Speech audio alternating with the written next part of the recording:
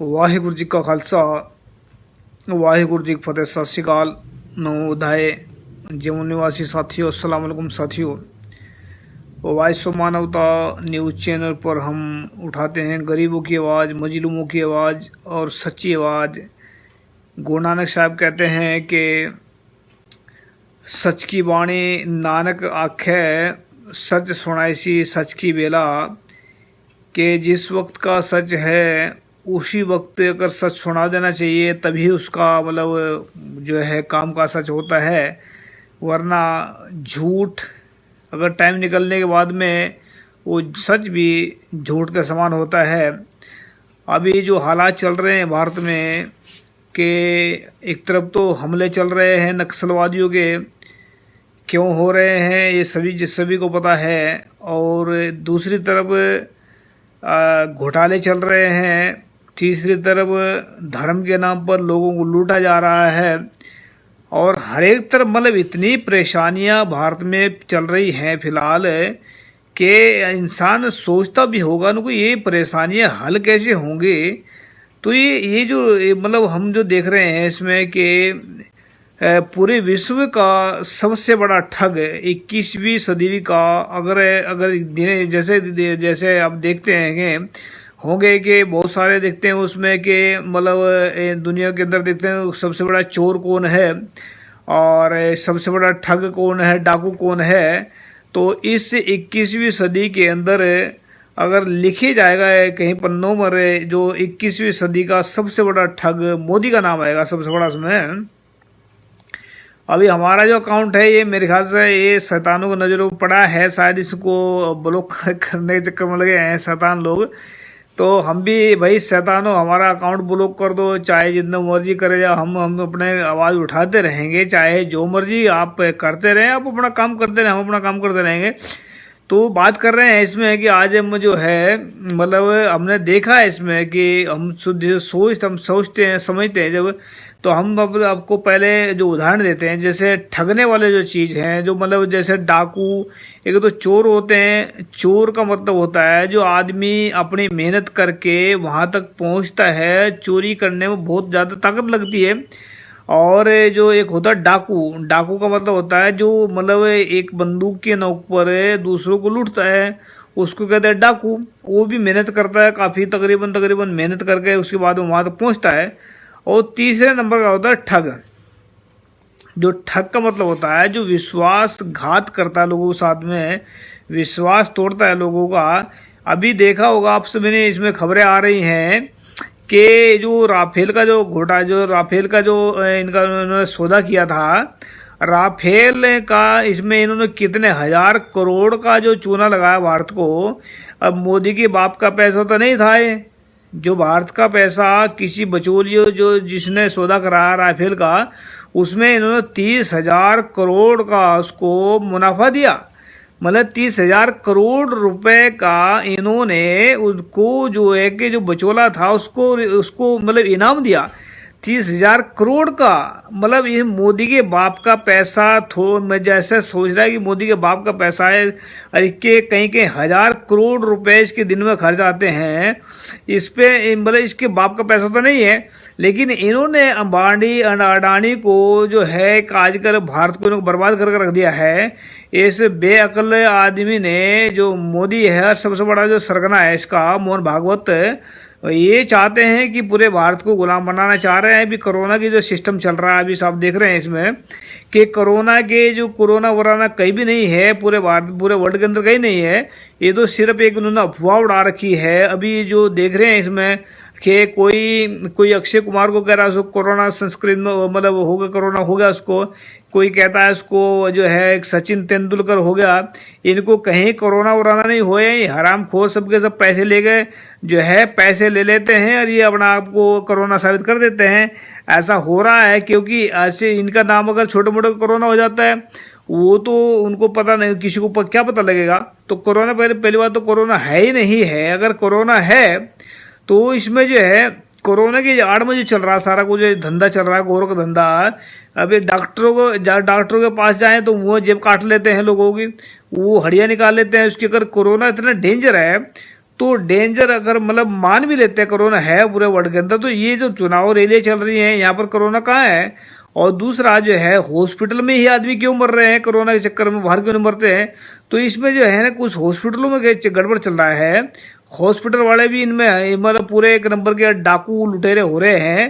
तो इसमें जो है हम बात कर रहे हैं कि ये ठग जो है ना भारतवासियों को बहुत चारों तरफ से लूटने पर लगे हुए।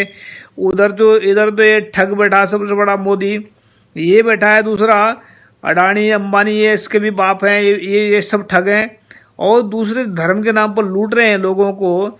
और तीसरा जो है कि मतलब बहुत डॉक्टर जो है ये भी लूट रहे हैं। तो भारत के लोगों को लूटने पर लगे हैं सबके सब, मतलब जितने विदेशी जो डीएनए के जो लोग हैं ये लूटने पर लगे हुए हैं, क्योंकि ये चाहते हैं कि भारत को किसी न किसी तरह से कमजोर कर दिया जाए। अभी तो मतलब इन्होंने कहते हैं कि मुसलमानों ने भारत को लूटा है, तो मुसलमानों ने तो कहाँ लूटा भाई, वो तो जो लूटा था उन्होंने, या जो उन्होंने मतलब भारत के अंदर आए थे उन्होंने जो है कम से कम यहाँ कुतुब मीनार बनाई है, ताजमहल बनाया है और बहुत कुछ बनाया है उनका बनाए हुए है। अंग्रेज आए भारत में, अंग्रेजों ने भारत में बहुत कुछ सड़कें बनाई है, बहुत कुछ पुल बनाए हैं, उन्होंने बहुत कुछ बनाया अंग्रेजों ने भारत में। इन मोदी के जो चमचों ने या मोदी के आकाओं ने इन्होंने क्या बनाया? ये जो राफेल का जो घोटाला आया सामने है, इसमें 30,000 करोड़ का मोदी ने गिफ्ट किया किसी को, मतलब जो इसमें जो राफेल के घोड़े उसमें बीच में जो था वो मतलब बचोला कहते हैं इसको, उसको 30,000 करोड़ का। अरे भारत के लोग तो एक एक रुपये में मर रहे हैं, भारत के लोग इसको 30,000 करोड़ का मौत, इसमें इतनी मतलब इतना बड़ा ठग दुनिया के अंदर, ये 21वीं सदी का सबसे बड़ा ठग साबित होगा अगर लिखा जाएगा ना कहे वो सबसे बड़ा जो ठग कौन था 21वीं सदी में, अगर लिखेंगे 22वीं सदी में ढूंढेंगे इसमें उनको 21वीं सदी में सबसे बड़ा ठग कौन था, तो ये मोदी का नाम आएगा उसमें, क्योंकि इसने इससे बड़ा कोई भी झूठा कोई भी मतलब बेईमान और कोई भी इससे बड़ा गुलाम इंसान पूरे वर्ल्ड के अंदर नहीं मिलेगा कोई पूरे उसके ऐसा इंसान। तो इन लोगों ने जो आजकल चलो हम मान लेते हैं उसकी मतलब वो मजबूरी है ठगी करने में, लेकिन अडानी और अंबानी आज तो ये बने बैठे हैं, जो राजे बने बैठे हैं आगे, मतलब पूरे वर्ल्ड के एशिया के नंबर 1 बने बैठे हैं। तो आने वाला वक्त इनके लिए बहुत खतरनाक होगा, क्योंकि भारत की जनता जिनको इन्होंने गुमराह किया है, भारत की जनता को जिन्होंने मतलब इतने बड़े दगाबाज, इतने बड़े धोखेबाज जिस धरती पर रह रहे हैं, रविंद्र क्या लिखते हैं, प्राउड मोदी, हाँ प्राउड करें, उसको भी करें, साहब को भी प्राउड करें साथ में, और उसको मोहन भागवत को प्राउड करें, ताकि ये जेल में जाने में उनका सोखा हो जाए आने वाले वक्त में। क्योंकि इनकी तो ये जो है ना, जो गुरु नानक साहब कहते हैं ना कि जैसा बीजे सोल उड़े करम संतरा खेत और आपे बीज आपे ही खा, ये तो आप पढ़ा ना कुर्बानी के, तो प्राउड तो उसमें लिखे, इसमें मोदी का प्राउड भी करे, इसमें योगी को करे प्राउड, और सबको प्राउड करे ताकि इनका नंबर जल्दी आ जाए जेल में जाने का। तो इनका जो है मतलब देखो, हम ये नहीं कह रहे कि किसी भी गलती कहाँ पर क्या है, पर इतना ही बताना चाहते हैं कि इसमें जो है ना, ये जो देश के सबसे बड़े गद्दार हैं, मोदी है, योगी है, शाह है, अडानी है, अंबानी है, मोहन भागवत है, अजीत डोभाल है, ये सबसे बड़े देश के गद्दार हैं। इन्होंने ही देश को बर्बाद किया, और आने वाले वक्त में इनका नाम गिन लीजिए, अडानी, अंबानी, मोदी, योगी, शाह और ये जो अजीत डोभाल है, मोहन भागवत हैं, ये सब के सब देश के गद्दार हैं।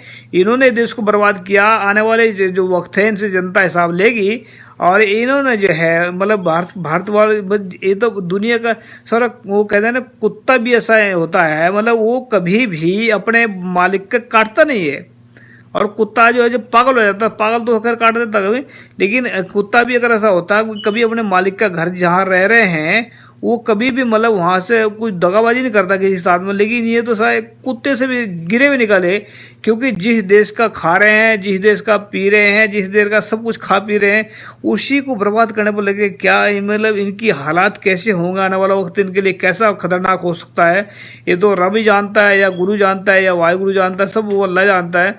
लेकिन मैं इतना जानता हूँ कि गुरु नानक साहब कहते हैं कि आप पे बीज आप पे ही खा, ये जरूर होगा ऐसा, क्योंकि जिस संसार के अंदर कोई भी ऐसा नहीं है कि जैसा अगर हम बो तो रहे हैं गेहूं और वहाँ पर इच्छा कर रहे हैं उसकी क्या कहते हैं मक्की की, तो मक्की कहाँ से मिल जाएगी वहाँ पर। तो इनका जो है आने वाला वक्त जो है बड़ा खतरनाक होगा।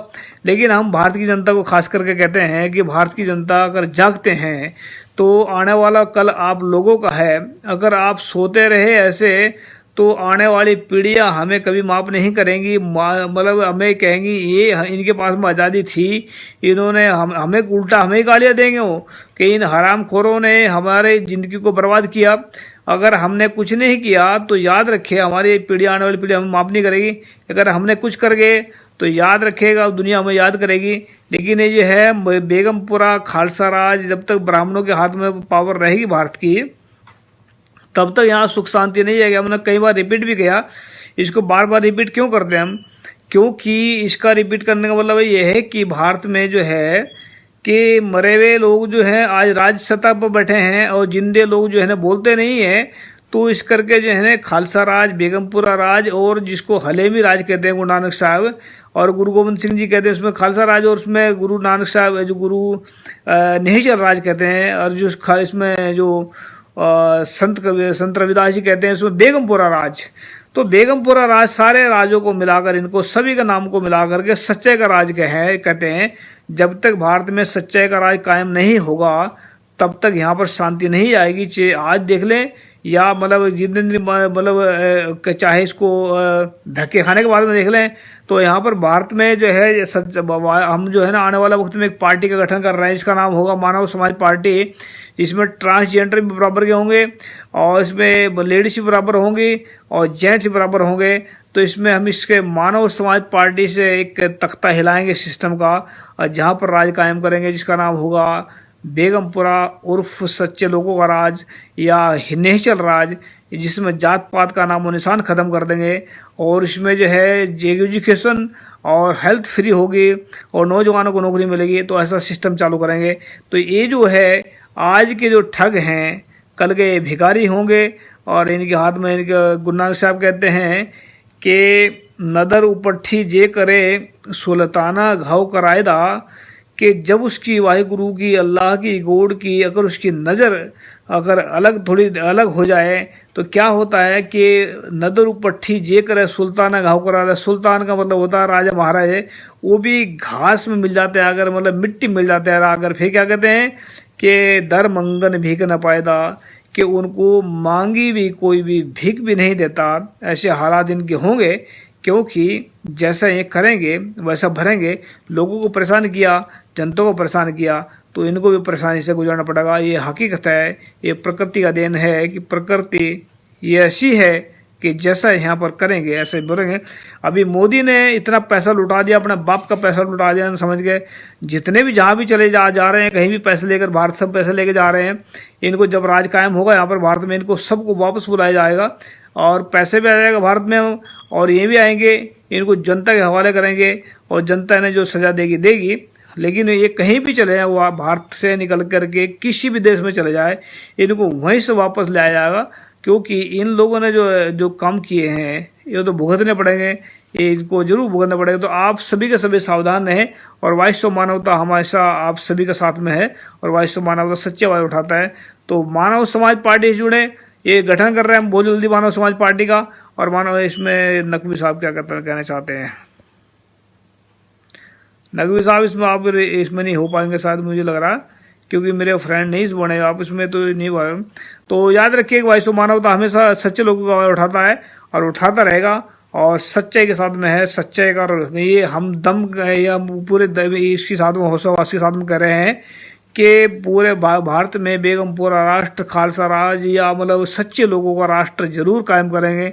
आज नहीं, कल नहीं, जब मतलब 2-4 साल के अंदर अंदर ही इसको एक सिस्टम को हिला कर रखेंगे। ये आप लोगों की ही लिए सही होगा। अरब में जो मूल निवासी लोग हैं वो इसमें जरूर जुड़ें, क्योंकि आपका खुद का राज होगा और सच्चा राज होगा। तो सच्चे राज में कौन किसी को परेशान करेगा। गुरु नानक साहब, गुरु गोविंद सिंह जी, गुरु रविदास जी कहते हैं कि बेगमपुरा खालसा, बेगमपुरा शहर को ना हो, कि ऐसा राज जहाँ पर गम ना हो, कहीं बेगमपुर का मतलब है जहाँ पर गम ना हो, तो ऐसा राज कायम करेंगे। तो आप सभी की हिम्मत, सभी का साथ चाहिए। तो याद रखिए, आप सभी की हिम्मत से, सहायता से इसको हम कायम कर पाएंगे और जरूर करेंगे। कि गुरुओं ने कहा है कि मतलब गुरु गोविंद सिंह जी कहते हैं कि राज बिना न धर्म चले है, धर्म बिना सब दल मिलाए। अब यहाँ धर्म का मतलब वो नहीं है जो पूजा पाठ का मतलब होता है, यहाँ धर्म का मतलब होता है सच्चाई और ईमानदारी का राज। और कहते को किसी को राज न दे है, जो भी ले निज बल से ले है। कि निज बल का मतलब होता है सच्चाई और ईमानदारी के साथ में अपने बल का इस्तेमाल करेंगे और राज कायम करेंगे। तो याद रखिए कि जरूर करेंगे और 100% करेंगे। थैंक यू सबका, सत श्री अकाल। तो जब तक आप लोगों का हाथ में राज नहीं आएगा तब तक ऐसे चलता रहेगा। तो अपने राज की तरफ बढ़े, सब बेगमपुरा की तरफ बढ़े, तभी आप यहाँ शांति से रह सकेंगे। तो थैंक यू सबका, सत श्री अकाल। वाहिगुरु जी का खालसा, वाहिगुरु फतेह। अस्सलाम वालेकुम, जय जोहर।